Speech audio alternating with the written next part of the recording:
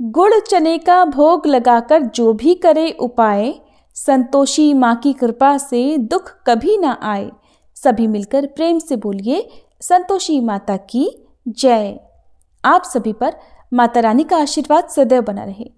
प्रिय श्रोताओं, आज शुक्रवार है और आज की इस वीडियो में आप सभी सुनेंगे संतोषी माता की संपूर्ण कथा और आरती। एक गांव में एक बुढ़िया रहती थी जिनके 7 बेटे थे। 6 बेटे कमाने वाले थे लेकिन एक बेटा निकम्मा था। 6 बेटे कमाने वाले थे और एक बेटा निकम्मा था। बुढ़िया माँ 6 पुत्रों का जूठा 7वें पुत्र को दिया करती। 7वां पुत्र एक दिन अपनी पत्नी से बोला, देखो मेरी माता का मुझ पर कितना प्रेम है। वह बोली, क्यों नहीं, सबका जूठा बचा हुआ तुमको जो खिलाती है। तब वह बोला, जब तक आंखों से ना देखूं मान नहीं सकता। पत्नी ने हंसकर कहा, देख लोगे तब तो मानोगे ना। फिर कुछ दिनों के बाद एक बड़ा त्योहार आया। घर में 7 तरह के भोजन और चूरमा के लड्डू बने। वह पत्नी की बात को जांचने के लिए सिर दर्द का बहाना बनाकर पतला कपड़ा ओढ़कर रसोई में जाकर सो गया और कपड़े में से सब देखता रहा। 6 भाई भोजन करने आए। उसने देखा माँ ने उनके लिए सुंदर सुंदर आसन बिछाए, 7 तरह की रसोई परोसी और आग्रह कर करके उन्हें भोजन कराती रही। वह चुपचाप देखता रहा। 6 भाई भोजन करके उठ गए। तब माँ ने उनकी 5 थालियों में से लड्डुओं के टुकड़ों को उठाया और एक लड्डू बनाया। जूठन साफ करके माँ ने उससे पुकारा, उठ बेटा उठ, तेरे भाइयों ने भोजन कर लिया, तू भी उठकर भोजन कर ले। तब उसने कहा, माँ मुझे भोजन नहीं करना, मैं परदेश जा रहा हूँ। माता ने कहा, कल जाना हो तो आज ही चला जा। वह बोला, हाँ हाँ आज ही जा रहा हूँ। ऐसा कहकर वह घर से निकल गया। चलते समय उसे पत्नी की याद आई। वह गौशाला में कंडे थाप रही थी। तब वह वहां जाकर बोला, सुनो मेरे पास तो कुछ नहीं है, ये अंगूठी है, ये ले लो और अपनी कोई निशानी मुझे भी दे दो। पत्नी बोली, मेरे पास क्या है, ये गोबर भरा हाथ है। ऐसा कहकर उसकी पत्नी ने पीठ पर गोबर के हाथ की थाप मार दी। तब वह चल पड़ा। चलते चलते दूर देश में पहुंच गया। वहां एक साहूकार की दुकान थी। वहां जाकर बोला, सेठ जी मुझे नौकरी पर रख लो। साहूकार को नौकर की सख्त जरूरत थी। साहूकार ने कहा, काम देखकर तनख्वाह मिलेगी। उसने कहा, सेठ जी जैसा आप ठीक समझे। अब उसे साहूकार के यहाँ नौकरी मिल गई। वह वहां दिन रात मेहनत से काम करने लगा। कुछ दिन में दुकान का लेन देन, हिसाब किताब, ग्राहकों को माल बेचना सारा काम करने लगा। साहूकार के 7-8 नौकर थे, वे सब चक्कर खाने लगे। लेकिन उसने अपनी लगन, परिश्रम और ईमानदारी से सभी को पीछे छोड़ दिया और उसे फिर अपने किए का फल भी मिला। सेठ ने भी उसका काम देखा और 3 महीनों में ही उसे मुनाफे में साझीदार बना लिया। परिश्रम करते करते 12 वर्षों में ही वह नगर का नामी सेठ बन गया और सेठ अपना सारा कारोबार उस पर छोड़कर बाहर चला गया। इधर घर पर उसकी पत्नी पर क्या बीती वह भी सुनिए। सास ससुर उसे अब दुख देने लगे। गृहस्थी का सारा काम करवाकर उसे लकड़ी लेने जंगल में भेजा करते। इस बीच घर की रोटियों के आटे से जो भूसी निकलती उसकी रोटी बनाकर रख दी जाती और फूटे नारियल की नरेली में पानी दिया जाता। इस तरह उसके दिन बीतते रहे। एक दिन जब वह जंगल में लकड़ी लेने जा रही थी तब उसे रास्ते में बहुत सी स्त्रियां संतोषी माता का व्रत करती दिखाई दी। वह वहां खड़ी होकर पूछने लगी, बहनों ये तुम किस देवी या देवता का व्रत कर रही हो और इसके करने से क्या फल मिलता है? इस व्रत के करने की क्या विधि है? यदि तुम अपने इस व्रत का विधान मुझे समझाकर कहोगी तो मैं तुम्हारा बड़ा एहसान मानूंगी। उनमें से एक स्त्री बोली, सुनो ये संतोषी माता का व्रत है। इसके करने से निर्धनता और दरिद्रता का नाश होता है, लक्ष्मी आती है, मन की चिंताएं दूर होती हैं, मन को प्रसन्नता और शांति मिलती है, निपुति को पुत्र मिलता है, पति बाहर गया हो तो वह शीघ्र लौट आता है, कुमारी कन्या को मनपसंद वर मिलता है, चलता मुकदमा खत्म हो जाता है, कलह क्लेश की स्थिति हो तो मुख शांति होती है, घर में धन जमा हो, धन जायदाद का लाभ होता है, और भी जो कुछ भी मन में हो, जो कुछ भी कामना हो, सब संतोषी माता की कृपा से पूरी हो जाती है, इसमें संदेह नहीं। तब वह पूछने लगी, ये व्रत कैसे किया जाता है, ये भी बताओ तो बड़ी कृपा होगी। वह स्त्री कहने लगी, बहन बिना परेशानी, श्रद्धा और प्रेम से जितना भी बन सके प्रसाद लेना। 5.25 पैसे से 5.25 आने या फिर इससे भी ज्यादा शक्ति और भक्ति के अनुसार गुड़ और चना लेना। हर शुक्रवार को निराहार रहकर कथा कहना सुनना। इसके बीच में क्रम टूटना नहीं चाहिए। लगातार नियम का पालन करना। सुनने वाला कोई ना मिले तो घी का दीपक जलाकर उसके आगे जल से भरा हुआ पात्र रखकर कथा कहना, परंतु नियम नहीं टूटना चाहिए। जब तक कार्य सिद्ध न हो नियम पालन करना और कार्य सिद्ध हो जाने पर व्रत का उद्यापन करना। 3 मास में ही माता पूरा फल प्रदान करती हैं। यदि किसी के ग्रह खोटे हों तब भी माता 1 वर्ष में अवश्य उनको अनुकूल करती हैं। कार्य सिद्ध होने पर ही उद्यापन करना चाहिए, बीच में नहीं। उद्यापन में 2.5 सेर आटे का खाजा और इसी अनुसार खीर और चने का साग बनाना। 8 बच्चों को भोजन कराना। जहां तक मिले देवर, जेठ, भाई, बंधु या कुटुंब के लड़के लेना। ना मिले तो रिश्तेदारों और पड़ोसियों के लड़के बुलाना। उन्हें भोजन कराकर यथाशक्ति दक्षिणा देकर माता का नियम पूरा करना। ध्यान रखना उस दिन घर में कोई खटाई न खाए। ये सुनकर वह वहां से चल पड़ी। रास्ते में लकड़ी के गट्ठर को उसने बेच दिया और उन पैसों में गुड़ चना लेकर माता के व्रत की तैयारी कर आगे चली। रास्ते में संतोषी माता के मंदिर में जाकर वह माता के चरणों में लेट गई और विनती करने लगी, माँ, मैं दीन हूँ, निपट मूर्ख हूँ, व्रत के कोई भी नियम नहीं जानती हूँ, मैं बहुत दुखी हूँ। हे माता, मेरा दुख दूर करो, मैं तुम्हारी शरण में हूँ। संतोषी माता को उस पर दया आ गई।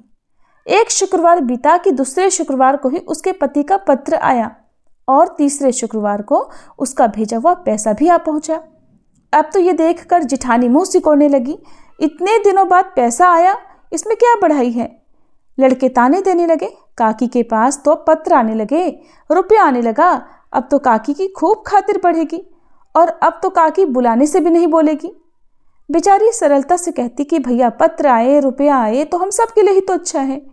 ऐसा कहकर आंखों में आंसू भरकर संतोषी माता के मंदिर में जाकर वह मातेश्वरी के चरणों में गिरकर रोने लगी। कहने लगी, माँ, मैंने तुमसे पैसा तो नहीं मांगा, मुझे पैसे से क्या काम, मुझे तो अपने सुहाग से काम है। माँ, मैं तो अपने स्वामी के दर्शन और सेवा मांगती हूँ। तब माता ने प्रसन्न होकर कहा कि जा बेटी, तेरा स्वामी भी जल्दी आएगा। ये सुनकर खुशी से बावली होकर वह घर आकर काम करने लगी। अब संतोषी माता विचार करने लगी कि इस भोली भाली पुत्री से मैंने कह तो दिया कि तेरा पति शीघ्र आएगा, पर आएगा कहाँ से? वो तो इसे स्वप्न में भी याद नहीं करता। उसे इसकी याद दिलाने तो अब मुझे ही जाना पड़ेगा। संतोषी माता ने उस बुढ़िया के बेटे को स्वप्न में समझाया, पुत्र, तेरी पत्नी कष्ट उठा रही है। तब वह बोला, माँ, ये तो मुझे भी पता है, लेकिन क्या करूँ, वहाँ कैसे जाऊँ? परदेश की बात है, लेन देन का सारा हिसाब किताब है और कोई जाने का रास्ता भी नजर नहीं आता। आप ही कोई राह दिखाइए कि मैं वहां कैसे जाऊं। तब संतोषी माता कहने लगी, सवेरे नहा धोकर संतोषी माता का नाम ले, घी का दीपक जलाकर दंडवत कर और दुकान पर जाकर बैठना। देखते देखते तेरा लेन देन सब चुक जाएगा और जमा माल बिक जाएगा। सांझ होते होते धन का ढेर लग जाएगा। अब तो वह अगले दिन सुबह बहुत जल्दी उठा। उसने अपने मित्रों परिचितों से स्वप्न में माता द्वारा कही गई बात कह सुनाई। वे सब उसकी बात सुनकर उसकी खिल्ली उड़ाने लगे। कहने लगे, कहीं कभी सपने की बात भी सच्ची होती है क्या? लेकिन उनमें एक बूढ़ा व्यक्ति बहुत समझदार था। वह बोला, देखो भाई, मेरी बात मानो, इस तरह सच या झूठ कहने के बदले देवता ने जैसा कहा है वैसा ही करना, तेरा क्या जाता है। अब बूढ़े व्यक्ति की बात मानकर नहा धोकर उसने संतोषी माता को प्रणाम किया, फिर घी का दीपक जलाकर दुकान पर जा बैठा और जैसा संतोषी माता ने कहा वैसा ही हुआ। शाम तक धन का ढेर लग गया। वह हैरान हो गया। मन में संतोषी माता का नाम लेकर प्रसन्न होकर घर जाने के लिए गहने, कपड़े और सामान खरीदने लगा। सब काम से निपट कर वह अपने घर को रवाना हुआ। उधर उसकी पत्नी जंगल में लकड़ी लेने गई थी। लौटते समय थक जाने के कारण वह संतोषी माता के मंदिर पर विश्राम करने बैठ गई। ये तो उसका रोज रुकने का स्थान था। तब धूल उड़ती देखकर उसने माता से पूछा, हे माते, ये धूल कैसे उड़ रही है? संतोषी माता ने कहा, पुत्री, ये देख, तेरा पति आ रहा है। अब तू ऐसा कर, लकड़ियों के 3 बोझ बना, एक नदी के किनारे रख, दूसरा मेरे मंदिर पर और तीसरा अपने सिर पर रख। तेरे पति को लकड़ी का गट्ठर देखकर मोह पैदा होगा। ये वहां पर रुकेगा, नाश्ता पानी करके माँ से मिलने जाएगा। तो लकड़ी का गट्ठर उठाकर जाना और बीच चौक में गट्ठर डालकर 3 आवाजें जोर से लगाना। लो सासू जी, लकड़ियों का गट्ठर लो, भूसी की रोटी दो, नारियल के खोपरे में पानी दो, और आज कौन मेहमान आया है। संतोषी माता की बात सुनकर वह बहुत अच्छा माँ कहकर प्रसन्न मन से लकड़ियों के 3 गट्ठर बना लाई। एक नदी के तट पर, दूसरा माता के मंदिर पर रखा। इतने में ही मुसाफिर वहां आ पहुंचा। सूखी लकड़ी देखकर उसको इच्छा हुई कि अब यहीं विश्राम कर ले और भोजन बनाकर खा पीकर फिर गांव को चले। इस प्रकार भोजन करके विश्राम कर वह अपने गांव में आ गया। उसी समय बहू सिर पर लकड़ी का गट्ठर लिए आई। उसने गट्ठर को आंगन में डाला, जोर से 3 आवाजें लगाई। लो सासू जी, लकड़ी का गट्ठर लो, भूसी की रोटी दो, नारियल के खोपरे में पानी दो, आज कौन मेहमान आया है। ये सुनकर सास ने अपने दिए हुए कष्टों को भुलाने के लिए कहा, बहू तू ऐसा क्यों कह रही है, तेरा पति ही तो आया है, आ बैठ, मीठा भात खाकर कपड़े गहने पहन। पत्नी की आवाज सुनकर उसका पति बाहर आया। फिर उसके हाथ में पहनी अंगूठी देखकर और उसकी दशा देखकर वह व्याकुल हो गया। उसने माँ से पूछा, माँ ये कौन है। माँ बोली, बेटा तेरी ही तो पत्नी है, आज 12 वर्ष हो गए हैं। जब से तू गया है तब से सारे गांव में जानवर की तरह भटकती फिरती है, काम काज कुछ करती नहीं, 4 समय आकर खा जाती है। अब मुझे देखकर भूसी की रोटी और नारियल के खोपरे में पानी मांगती है। तब वह बोला, माँ मैंने इसे भी देखा है और तुम्हें भी, मुझे दूसरे घर की चाबी दो, मैं उसमें रहूंगा। माँ ने कहा, ठीक है बेटा, जैसी तेरी मर्जी। ऐसा कहकर माँ ने चाबी का गुच्छा बेटे के सामने रख दिया। उसने दूसरे घर को खोलकर सारा सामान जमाया। एक ही दिन में वहां राजा के महल जैसा ठाट बाट हो गया। अब क्या था, वह सुख भोगने लगी। अगला शुक्रवार उसने अपने पति से कहा कि सुनो, मुझे संतोषी माता का उद्यापन करना है। पति बोला, बहुत अच्छा, खुशी से कर लो। अब वह उद्यापन की तैयारी करने लगी। जेठ के लड़कों को भोजन के लिए कहने गई।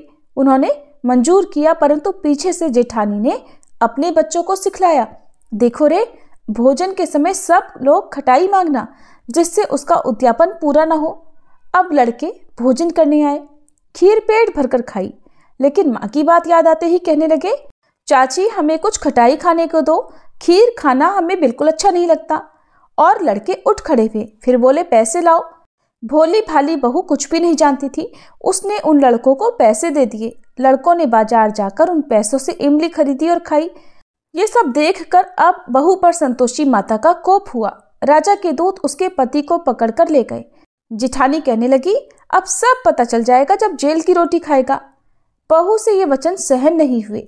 वह संतोषी माता के मंदिर में गई और कहने लगी, माता ये आपने क्या किया, हंसाकर आप मुझे क्यों रुलाने लगी।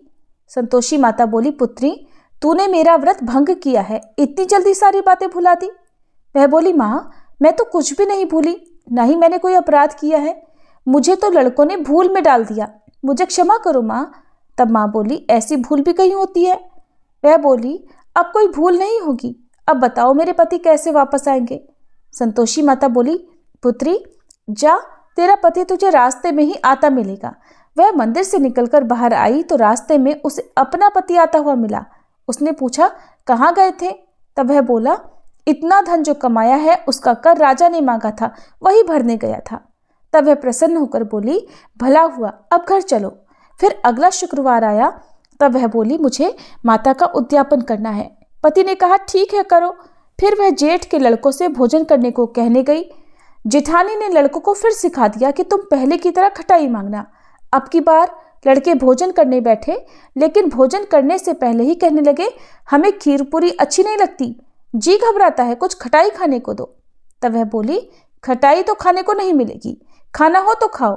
उनके उठकर चले जाने पर उसने ब्राह्मणों के लड़के बुलवाकर उन्हें भोजन करवाया। दक्षिणा की जगह उन्हें एक एक फल दिया।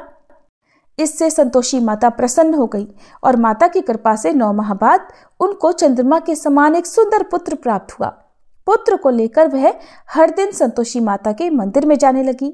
माँ ने सोचा, ये रोज आती है, आज क्यों ना मैं ही इसके घर चलूं, इसका आश्रय देखूं तो सही, ये कैसे रहती है, कहाँ रहती है।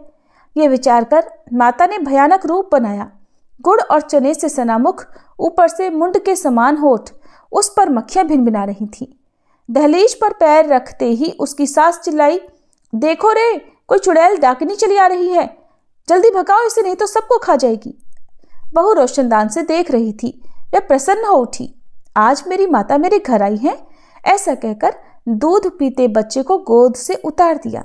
ये सब देखकर सास क्रोध में बोली, अरे देखो तो जरा इसकी उतावली, कैसे उतावली हुई जा रही है, जो बच्चे को ही पटक दिया। इतने में ही माँ के प्रताप से जहां देखो वहां लड़के ही लड़के नजर आने लगे। वो बोली, माँ जी, मैं जिनका व्रत करती हूँ ये वही संतोषी माता है। ऐसा कहकर उसने झट से घर के सारे किवाड़ खोल दिए। सबने फिर तो माता के चरण पकड़ लिए और विनती करके कहने लगे, हे माता, हम मूर्ख हैं, अज्ञानी हैं, आपके व्रत की विधि हम नहीं जानते। आपका व्रत भंग कर हमने बड़ा अपराध किया है। हे माते, आप हमारे सभी अपराधों को क्षमा करो। इस तरह बार बार कहने पर संतोषी माता प्रसन्न हो गई। इसके बाद उसकी सास कहने लगी, हे संतोषी माता, आपने बहू को जैसा फल दिया वैसा सबको देना। जो यह कथा सुने या पढ़े उसके भी सभी मनोरथ पूर्ण करना। प्रेम से बोलिए संतोषी माता की जय। जय संतोषी माता मैया, जय संतोषी माता, अपने सेवक जन की सुख संपत्ति दाता। ओम जय संतोषी माता। सुंदर चीर सुनहरी माँ धारण कीन्हो, हीरा पन्ना दम के तन श्रृंगार लीन हो। ओम जय संतोषी माता। गेरू लाल छटा छवि बदन कमल सोहे, मंद हसत करुणामयी त्रिभुवन जन मोहे। जय संतोषी माता। स्वर्ण सिंहासन बैठी चवर डुरे प्यारे, धूप दीप मधुमेवा भोज धरे न्यारे। जय संतोषी माता। गुड़ अरुचना परम प्रिय तामे संतोष कियो, संतोषी कहलाई भक्तन वैभव दियो। जय संतोषी माता। शुक्रवार प्रिय मानत आज दिवस सोही, भक्त मंडली छाई कथा सुनत मोही। जय संतोषी माता। मंदिर जगमग ज्योति मंगल ध्वनि छाई, विनय करे हम सेवक चरणन सिर नाई। जय संतोषी माता। भक्ति भावमय पूजा अंगीकृत कीजे, जो मन बसे हमारे इच्छित फल दीजे। जय संतोषी माता।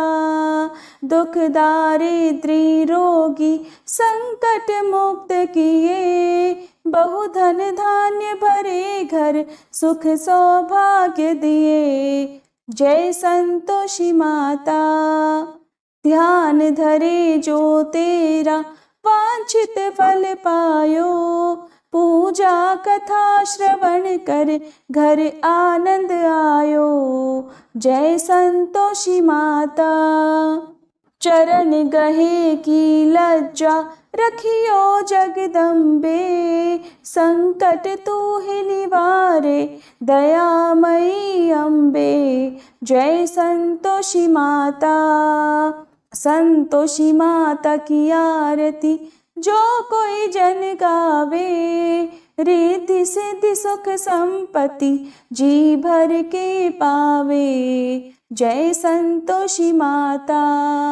जय संतोषी माता मैया, जय संतोषी माता, अपने सेवक जन की सुख संपत्ति दाता। जय संतोषी माता।